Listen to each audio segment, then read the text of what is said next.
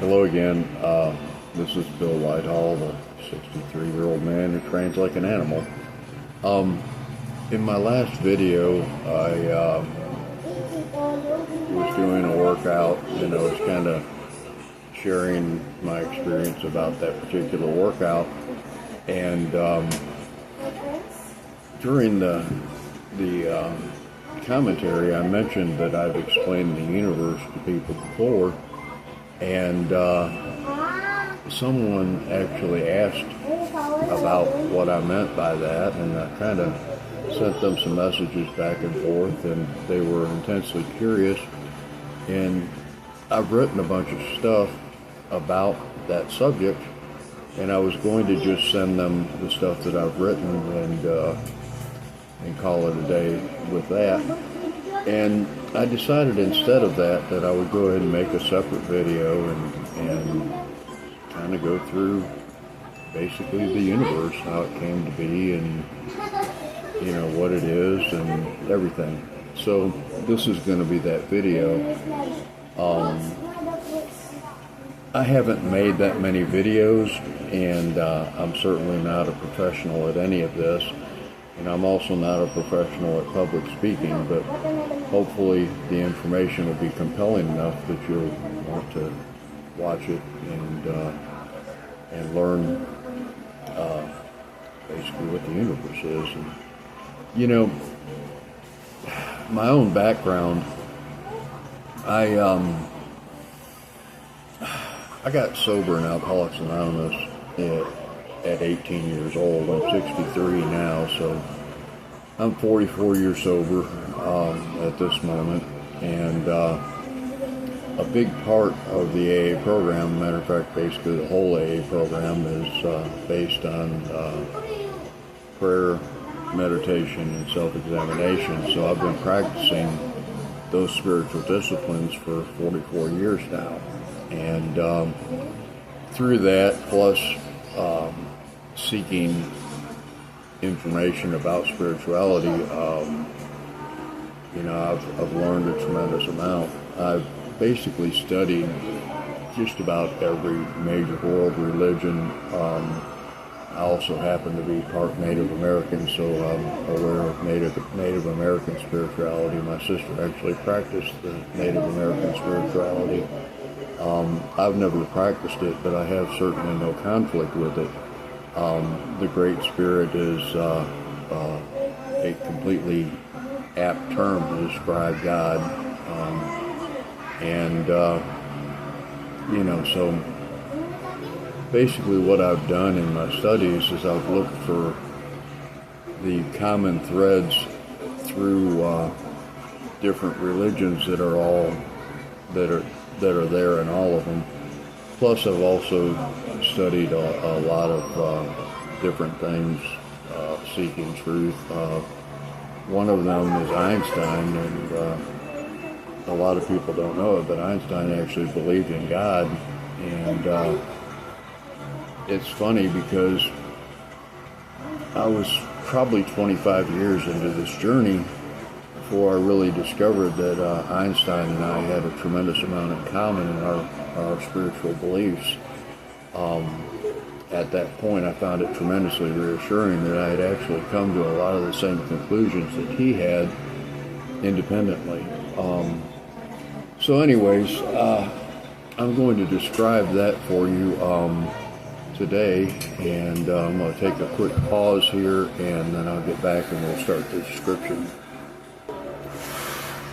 Okay, I guess the most logical place to start is with Einstein and a theory that he spent the last 30 years of his life trying to prove, and he called it the unified field theory. He never was able to prove it. However, I'm absolutely convinced that he was correct.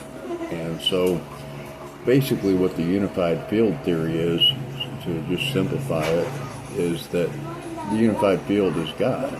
God is the energy behind everything. In the Bible, it talks about God being the Alpha, the Omega, the first, the last, the beginning, the end. And it makes sense that if those things actually are true, he would be energy rather than being any particular physical thing. You know, if you break the world down that we live in, ultimately everything is just energy. You know, it's just energy vibrating at different frequencies. So anyways, basically what the unified field is the energy that is God, and we're a part of that field, not apart from it. You know, one of the places that I really have a big disconnect with religions is that, you know, religion tends to emphasize the distance between us and God. But the truth of the matter is that there is no distance between us and God. We are literally within Him and one with Him. There's no disconnect at all. It's kind of funny. I'm sitting here watching a lizard run up the wall. He almost got on my phone. It was kind of amusing. But anyways, I'm over here in Asia, and there's just a lot of little lizards here, and they're very welcome because they eat insects. It's a very pleasant thing. And this little guy, for whatever reason, is not alarmed by me at all. As a matter of fact, he may be on the phone in just a second. Anyways, I guess I moved enough to alarm him a little bit. So anyways, God is the energy that is basically what this world is composed of. And, you know, in the Bible it says that God is love, and it also says that love is light. And basically what all this energy is, the energy that's slowed its vibration, and it appears to be matter, really is just light. And that light is love. So we literally live in a universe where we are completely encompassed and enveloped by love. You know, one of my favorite spiritual books says that heaven is here, there is no other place, and heaven is now, there is no other time. You know, there's nothing other than the here and the now. The past is gone and the future doesn't exist. And right here, right now, we are in the presence of love. And if we don't see that, which I walk around this world quite often not seeing that, but if we don't see it, it's not because it's not true, it's because our judgment is showing us a world other than that. So anyways, I want to start with next, or I want to proceed next to the Garden of Eden, which the Garden of Eden is actually just a metaphor. It's not actually meant to be taken literally. And in the symbolic garden in the Bible, it talks about, you know, the pre-fall condition of man, and that was where, you know, we were completely one with God. There was no separation or distance. We had communion with God. And the Garden of Eden situation actually predates the universe. The Garden of Eden was the condition where there was no physical matter. You know, we were with God, we were within Him, we were a part of Him, and we were fully aware of His love and the experience of Him. There wasn't any disconnect at all. And in the hold on, I cough. I have a little bit of a cold as I'm doing this, so I'm kind of coughing a little bit. In the story in the Bible, it talks about original sin, and that, you know, our original mistake was that, you know, we ate the fruit of the tree of knowledge, which is symbolic for envying God, His position in creation. You know, God didn't withhold knowledge from us. He gave it all to us when He created us. Everything that can be known is within you now. The problem is that we weren't happy with that. We wanted something more. We wanted God's position in creation. We wanted to be the prime creator rather than the created. And out of our envy of God and his position in creation, we felt guilty. And basically guilt causes separation. If you think about it like this, say for example, you owed someone $10,000 and were supposed to pay them 3 years ago, and they suddenly appeared in your experience,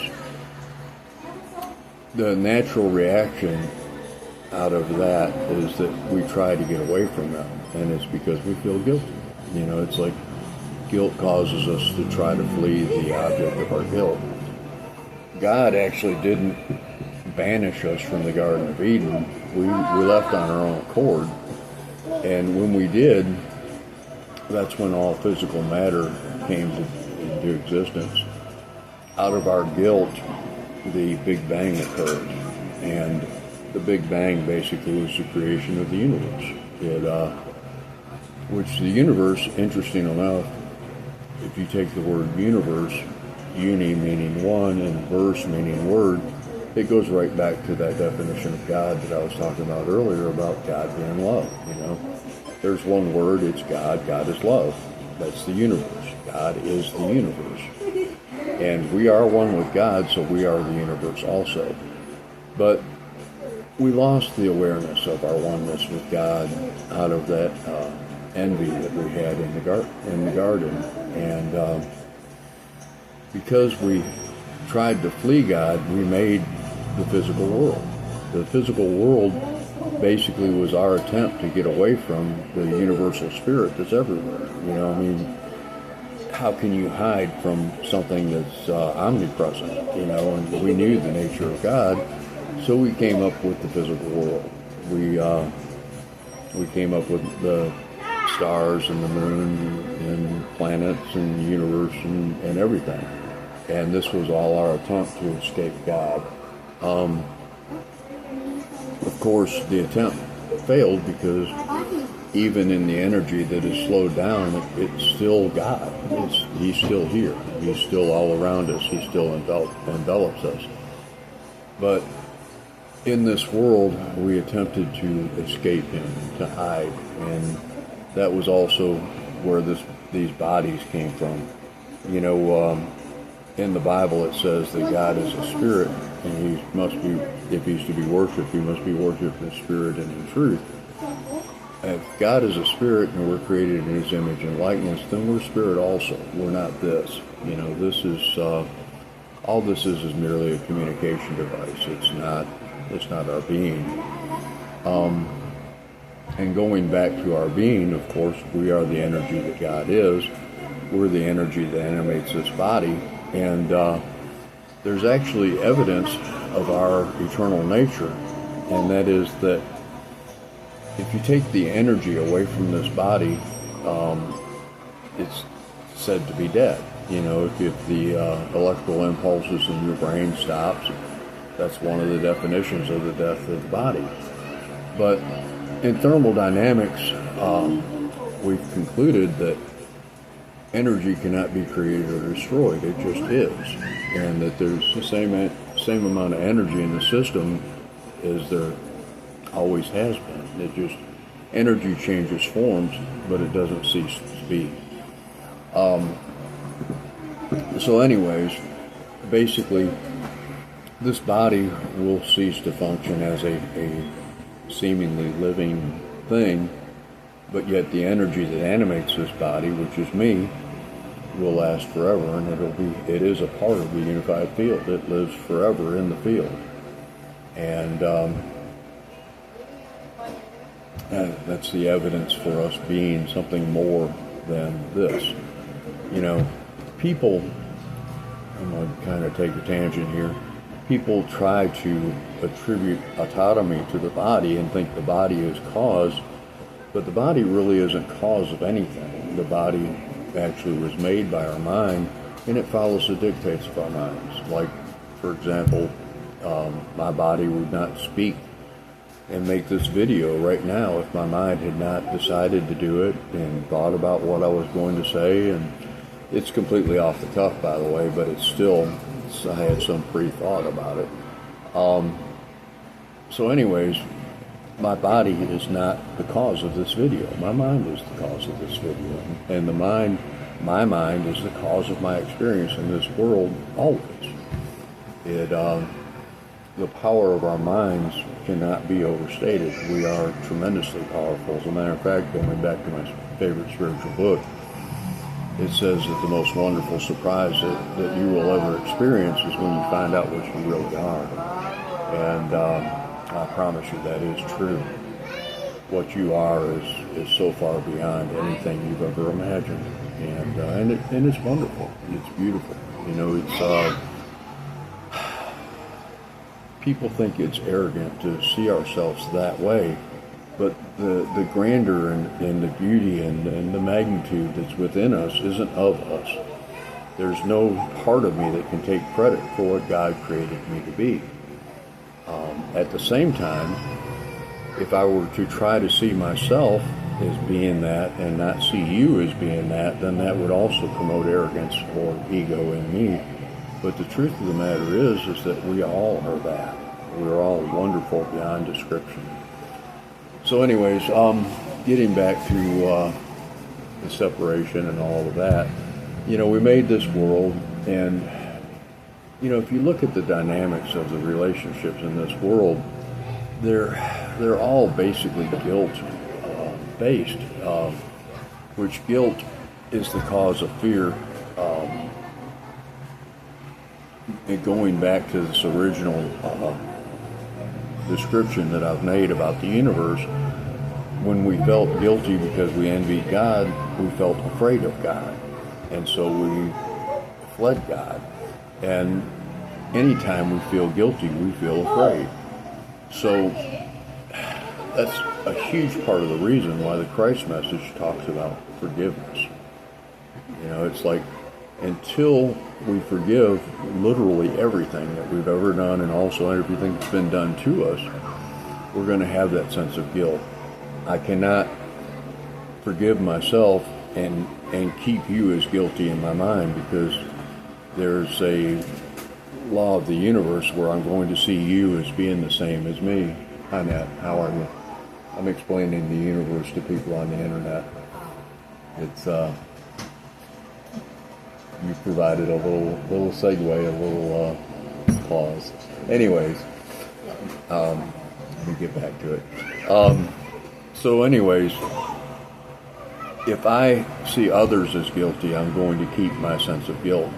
The only way to escape guilt, which is the cause of my experience in the physical world, is to forgive everything, to forgive myself and to forgive everyone else. So I know you're probably saying that's a huge task, and you're right, it is. But, you know, the power of God within us supports us in this process. And, you know, we don't have to accomplish it all at once. What we have to do is to walk towards it, and each step that we take takes us in the direction of God. Ultimately,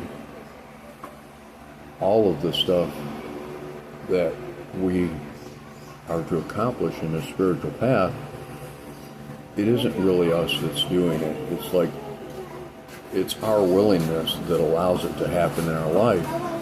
But our willingness is an invitation to the power of God to transform us.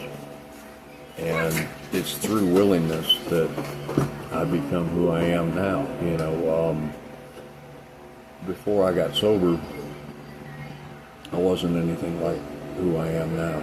You know, I had a pretty dark past, and I did a lot of things that were not real wonderful. And as a result of having had this experience for the last 44 years, I'm really a different man than I ever imagined being. Which kind of leads me to this video and the reason why I'm making this. You know, I have a job to do in this world, and I am determined to do it in whatever form will fulfill that purpose, that job. I want to use it. So this video is actually just an effort by me to fulfill my purpose here. You know, I don't want the things that I've learned in my lifetime to die with me. You know, I want them to continue, and I want to touch people's lives, even people that I'll never meet and will never know. You know, and that's part of the man I've become, not the man I was. So anyways, I guess I'm going to pause this video for a minute and regroup my thoughts, because I've gotten kind of sidetracked, and we'll go from there. I've referenced a couple of times already my favorite spiritual book, and I guess I should share with you that that's called A Course in Miracles. I started studying A Course in Miracles around 1994, so, you know, I've been studying a little over 30 years now. I've been through that book probably 100 times, cover to cover, and I haven't found anything in it that I was able to disprove or show that it was untrue. When I first started studying that book, a friend of mine had bought it for me, which it was about a $35 book at the time, and because he thought enough of me to buy that book for me, I kind of took it as an obligation to investigate it thoroughly and determine what I thought of it. And I read about 100 pages of it, and I realized that I hadn't seen that much truth in anything I had ever read in my life. And A Course in Miracles is, it basically says it's a revelation of Jesus Christ. And I read about another 100 pages of it, and I came to the conclusion that it was actually what it says it is. And since that time, which that was early 90s or mid 90s, I've studied it as if it is a direct revelation of God. Now, in having come to that conclusion, you know, I have studied a lot of different spiritual paths. I've studied Buddhism, I've studied Hindu texts, I've studied Dead Sea Scrolls, I have studied the Native American spirituality. I've gone through the teachings of Jesus in the Bible at a level that most people never really consider. As a matter of fact, in the 90s, when I started reading A Course in Miracles, I had 7 different versions of the Bible in my house, and I used to actually cross-reference them, you know, verse for verse, and consider the different interpretations and what they meant and all that. So I guess what I'm saying is I've done my homework. You know, I have been an honest seeker for 44 years now. And a big part of honest seeking is to consider carefully the information that you take in. You know, it's not just to accept things because somebody said it, but to consider the possibilities of it and whether or not it's true, or whether or not it lines up with the rest of the things that we know are true. This is Erica. Erica is my little friend. She comes over and hangs out with me quite often. I'm actually doing this video for you from the Philippines. Let me pause this video. She wants some Coke. I'm going to give her some Coke. Hello, I'm back. Erica kind of really interrupted the flow of this video, and I've already been talking for 20 minutes plus, so I figured it's probably a good point to just end it. And this will be an ongoing series. You know, we can do as many of these videos as we want, and if you want to, in the comment section, you can ask questions or make comments or whatever, and I'll address them in another video. I would like this to evolve into a conversation that we're just having, and that would allow me to continue it. It's I can come up with topics to talk about on my own, but it would be a really nice thing if it flowed in a way to where you know, you the viewers had things that you wanted to talk about, and I address them. So anyways, we'll see how the forum unfolds. I don't really know. I'm going to do some more workout videos. I wasn't going to because there wasn't that much interest, but then out of the question that basically motivated me to make this video, I realized that just by doing this, I'm opening the door to have deeper conversations with people. So we'll keep that door open and see where it goes. We'll follow the path wherever it leads. Anyways, have a wonderful experience, and I'll look forward to spending time with you the next time. Thank you.